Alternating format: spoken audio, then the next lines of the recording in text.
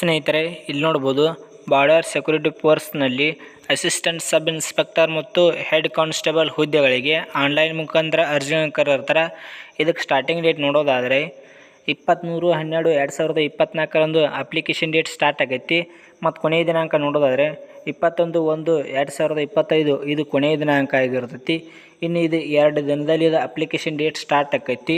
ಯಾರು ಹಾಕಬೇಕಂತಿದ್ರಲ್ಲ ಅವ್ರ qualification check ಮಾಡ್ಕೊರಿ. ಕ್ವಾಲಿಫಿಕೇಷನ್ನ ಈ ವಿಡಿಯೋದಲ್ಲಿ ತಿಳಿಸ್ಕೊಡ್ತಾನೆ ಮೆಂಟ್ರಿ. ಮತ್ತು ಪೋಸ್ಟ್ಗಳು ನೋಡೋದಾದರೆ ಯಾವ ರೀತಿ ಪೋಸ್ಟ್ಗಳು ಅಂತ ನೋಡ್ಬೋದು. ಇಲ್ಲಿ ಅಸಿಸ್ಟೆಂಟ್ ಸಬ್ ಇನ್ಸ್ಪೆಕ್ಟರ್ ನೋಡೋದಾದರೆ ಇಲ್ಲಿ ನೋಡ್ಬೋದು CRPFನಲ್ಲಿ ಅನ್ರಿಸರ್ವ್ಡ್ 3 ಇರ್ತಾವೆ. SCಯಲ್ಲಿ ಯಾವುದೇ ರೀತಿಯ ಒಂದು ಪೋಸ್ಟ್ಗಳನ್ನು ಕರೆಯೋದಿಲ್ಲ, ಅದೇ ರೀತಿ STಯಲ್ಲಿ ಇರುವುದಿಲ್ಲ. ಈ ರೀತಿಯಾಗಿ ಟೋಟಲಿ ಅನ್ರಿಸರ್ವ್ಡಲ್ಲಿ ಟೋಟಲಿ 3 ಪೋಸ್ಟ್ ಅಷ್ಟ ಖಾಲಿ ಇರ್ತವೆ. ಮತ್ತು BSFನಲ್ಲಿ ನೋಡೋದಾದರೆ ಅದರಲ್ಲಿ ಕೂಡ ಅನ್ರಿಸರ್ವ್ಡ್ನಲ್ಲಿ 22 ಪೋಸ್ಟ್ಗಳು ಖಾಲಿ ಇರ್ತವೆ. SC STಯಲ್ಲಿ ಯಾವುದೇ ರೀತಿಯಾಗಿ ಪೋಸ್ಟ್ಗಳು ಖಾಲಿ ಇರುವುದಿಲ್ಲ. ಮತ್ತು ITBPಯಲ್ಲಿ ಇದರಲ್ಲಿ ಕೂಡ ನೋಡ್ಬೋದು ಅನ್ರಿಸರ್ವ್ಡ್ನಲ್ಲಿ ಇದರಲ್ಲಿ 12 ಪೋಸ್ಟ್ ಖಾಲಿ ಇರ್ತವೆ. SCಯಲ್ಲಿ 3 ಪೋಸ್ಟ್ ಇರ್ತವೆ ಮತ್ತು STಯಲ್ಲಿ 1 ಪೋಸ್ಟ್. ಈ ರೀತಿಯಾಗಿ BSFನಲ್ಲಿ 16 ಪೋಸ್ಟ್ಗಳು ಖಾಲಿ ಇರ್ತವೆ. ಮತ್ತು CISFನಲ್ಲಿ ನೋಡ್ಕೋಬೋದು ಇದರಲ್ಲಿ 14 ಪೋಸ್ಟ್ ಅನ್ರಿಸರ್ವ್ಡ್ನಲ್ಲಿ ಖಾಲಿ ಇರ್ತವೆ ಮತ್ತು SCಯಲ್ಲಿ 2 ಪೋಸ್ಟ್ ಮತ್ತು STಯಲ್ಲಿ 1 ಪೋಸ್ಟ್. ಈ ರೀತಿಯಾಗಿ ಟೋಟಲ್ ಆಗಿ 17 ಪೋಸ್ಟ್ ಖಾಲಿ ಇರ್ತವೆ. ಮತ್ತು SSB ಅಸ್ಸಾಂ ರೈಫಲ್ ನೋಡ್ಕೋಬೋದು ಯಾವುದೇ ರೀತಿಯಾಗಿ ಪೋಸ್ಟ್ಗಳು ಖಾಲಿ ಇರುವುದಿಲ್ಲ. SCಯಲ್ಲಿ ಕರೆಯುವುದಿಲ್ಲ, STಯಲ್ಲಿ ಯಾವುದೇ ರೀತಿಯಾಗಿ ಅಸ್ಸಾಂ ರೈಫಲ್ ಮತ್ತು SSBಯಲ್ಲಿ ಯಾವುದೇ ರೀತಿಯಾಗಿ ಪೋಸ್ಟ್ಗಳು ಖಾಲಿ ಇರುವುದಿಲ್ಲ. ಇದು ಅಸಿಸ್ಟೆಂಟ್ ಸಬ್ ಇನ್ಸ್ಪೆಕ್ಟರ್ ಆಯ್ತು. ಮತ್ತು ಹೆಡ್ ಕಾನ್ಸ್ಟೇಬಲಲ್ಲಿ ನೋಡೋದಾದರೆ ಇದರಲ್ಲಿ ಎಷ್ಟೆಷ್ಟು ಪೋಸ್ಟ್ಗಳು ಖಾಲಿ ಅಂತ ನೋಡ್ಬೋದು. ಇಲ್ಲಿ CRPFನಲ್ಲಿ ಅನ್ರಿಸರ್ವ್ಡ್ನಲ್ಲಿ 36 ಪೋಸ್ಟ್ ಖಾಲಿ ಇರ್ತವೆ. ಮತ್ತು SCಯಲ್ಲಿ 7 ಪೋಸ್ಟ್, STಯಲ್ಲಿ 4 ಪೋಸ್ಟ್. ಈ ರೀತಿಯಾಗಿ CRPFನಲ್ಲಿ ಹೆಡ್ ಕಾನ್ಸ್ಟೇಬಲ್ ಅದರೊಳಗೂ 47 ಪೋಸ್ಟ್ ಖಾಲಿ ಇರ್ತವೆ. ಮತ್ತು BSFನಲ್ಲಿ ನೋಡ್ಕೋಬೋದು ಇದರಲ್ಲಿ ಅನ್ರಿಸರ್ವ್ಡ್ನಲ್ಲಿ 12 ಪೋಸ್ಟ್ ಖಾಲಿ ಇರ್ತವೆ. SCಯಲ್ಲಿ ಯಾವುದೇ ರೀತಿಯ ಪೋಸ್ಟ್ಗಳು ಖಾಲಿ ಇರುವುದಿಲ್ಲ. ಮತ್ತು STಯಲ್ಲಿ ಕೂಡ ಯಾವುದೇ ರೀತಿ ಪೋಸ್ಟ್ಗಳು ಖಾಲಿ ಇರುವುದಿಲ್ಲ. ಈ ರೀತಿಯಾಗಿ ಟೋಟಲ್ BSFನಲ್ಲಿ 12 ಪೋಸ್ಟ್ ಖಾಲಿ ಇರ್ತವೆ. ಮತ್ತು ITBPಯಲ್ಲಿ ನೋಡೋದಾದರೆ ಇದರಲ್ಲಿ 34 ಪೋಸ್ಟ್ ಖಾಲಿ ಇರ್ತವೆ. SCಯಲ್ಲಿ 1 ಇರ್ತೈತಿ ಮತ್ತು STಯಲ್ಲಿ 1. ಈ ರೀತಿಯಾಗಿ ಟೋಟಲಾಗಿ 42 ಪೋಸ್ಟ್ಗಳು ಖಾಲಿ ಇರ್ತವೆ. ಮತ್ತು CISFನಲ್ಲಿ ನೋಡೋದಾದರೆ ಇದರಲ್ಲಿ ಕೂಡ ಅನ್ರಿಸರ್ವ್ಡ್ನಲ್ಲಿ 68 ಪೋಸ್ಟ್ ಖಾಲಿ ಇರ್ತವೆ. SCಯಲ್ಲಿ 13 ಪೋಸ್ಟ್ ಖಾಲಿ ಇರ್ತವೆ ಮತ್ತು STಯಲ್ಲಿ 6 ಪೋಸ್ಟ್ ಖಾಲಿ ಇರ್ತವೆ. ಈ ರೀತಿಯಾಗಿ ಟೋಟಲಾಗಿ CISFನಲ್ಲಿ 87 ಪೋಸ್ಟ್ ಖಾಲಿ ಇರ್ತವೆ. ಮತ್ತು SSBಯಲ್ಲಿ ಯಾವುದೇ ರೀತಿಯಾಗಿ ಪೋಸ್ಟ್ ಖಾಲಿ ಇರುವುದಿಲ್ಲ. STಯಲ್ಲಿ 1 ಇರುವುದಿಲ್ಲ ಮತ್ತು SCಯಲ್ಲಿ 1 ಇರುವುದಿಲ್ಲ. ಮತ್ತು ಅಸ್ಸಾಂ ರೈಫಲಲ್ಲಿ ನೋಡ್ಕೋಬೋದು ಅನ್ರಿಸರ್ವ್ಡ್ ಅವರಿಗೆ 5 ಪೋಸ್ಟ್ ಖಾಲಿ ಇರ್ತವೆ. ಮತ್ತು SCಯಲ್ಲಿ 1 ಪೋಸ್ಟ್, STಯಲ್ಲಿ ಯಾವುದೇ ರೀತಿಯ ಪೋಸ್ಟ್ ಖಾಲಿ ಇರುವುದಿಲ್ಲ. ಮತ್ತು ಟೋಟಲಾಗಿ 6 ಪೋಸ್ಟ್ ಇರ್ತವೆ.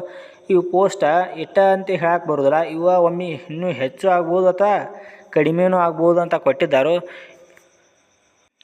ಮತ್ತು ಆಯ್ಕೆಯಾದ ಅಭ್ಯರ್ಥಿಗಳಿಗೆ ಮಂತ್ಲಿ ಸ್ಯಾಲ್ರಿ ಎಷ್ಟು ಸಿಗ್ಬೋದು ಅಂತ ನೋಡ್ಬೋದು. ಇಲ್ಲಿ ನೋಡೋದಾದರೆ ಅಸಿಸ್ಟೆಂಟ್ ಸಬ್ ಇನ್ಸ್ಪೆಕ್ಟರ್ಗೆ ಇದಕ್ಕೆ ನೋಡೋದಾದರೆ 29,200ರಿಂದ 92,300ವರೆಗೂ ನಿಮ್ಗೆ ಮಂತ್ಲಿ ಸ್ಯಾಲ್ರಿ ಸಿಗ್ತೈತಿ. ಮತ್ತು ಹೆಡ್ ಕಾನ್ಸ್ಟೇಬಲ್ ಹುದ್ದೆಗಳು ನೋಡೋದಾದರೆ 25,500ರಿಂದ 81,100ವರೆಗೂ ಇವ್ರಿಗೂ ಕೂಡ ಸ್ಯಾಲ್ರಿ ಸಿಗ್ತೈತಿ.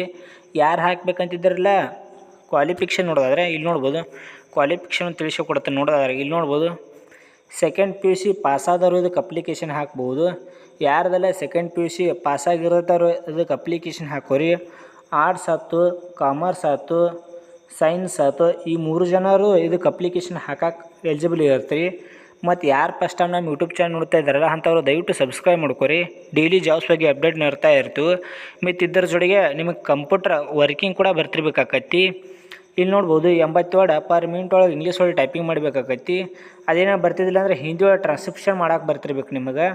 ಮತ್ತು ಇದು ASI ಸ್ಟೆನೋ ಹುದ್ದೆಗಳು ನೋಡೋದಾದರೆ ಇಲ್ಲಿ HC ನೋಡ್ಬೋದು. ಇಲ್ಲಿ ಹೆಡ್ ಕಾನ್ಸ್ಟೇಬಲ್ ಹುದ್ದೆಗಳು ನೋಡೋದಾದರೆ 35 ವರ್ಡ್ ಪರ್ ಮಿನಿಟ್ ಒಳಗೆ ಟೈಪಿಂಗ್ ಮಾಡಬೇಕಾಕೈತಿ. ಇದು ಇಂಗ್ಲೀಷ್ ಒಳಗಾಯ್ತು. ಅದೇನಾರ ಬರ್ತಿದ್ದಿಲ್ಲ ಹಿಂದಿ ಅಥವಾ ಕಂಪ್ಯೂಟರ್ ಒಳಗೆ ನಿಮ್ಗೆ ಟ್ರಾನ್ಸ್ಕ್ರಿಪ್ಷನ್ ಮಾಡೋಕೆ ಬರ್ತಿರ್ಬೇಕು. ಅಂಥವ್ರು ಇದಕ್ಕೆ ಅಪ್ಲಿಕೇಶನ್ ಹಾಕೋರಿ.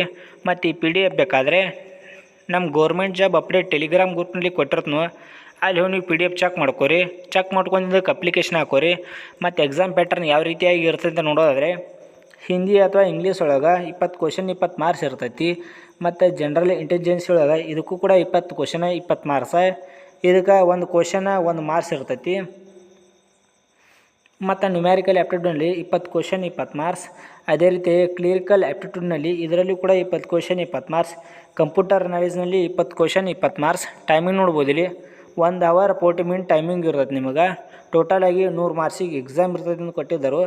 ಈ PDF ಇದು BSF ಏನಾರ PDF ಬೇಕಾಗಿತ್ತಂದ್ರೆ ನಮ್ಮ ಟೆಲಿಗ್ರಾಮ್ ಗ್ರೂಪ್ನಲ್ಲಿ ಹಾಕಿರ್ತೀನಿ, ಅಲ್ಲಿ ಹೋಗಿ ನೀವು ಚೆಕ್ ಮಾಡ್ಕೋಬೋದು.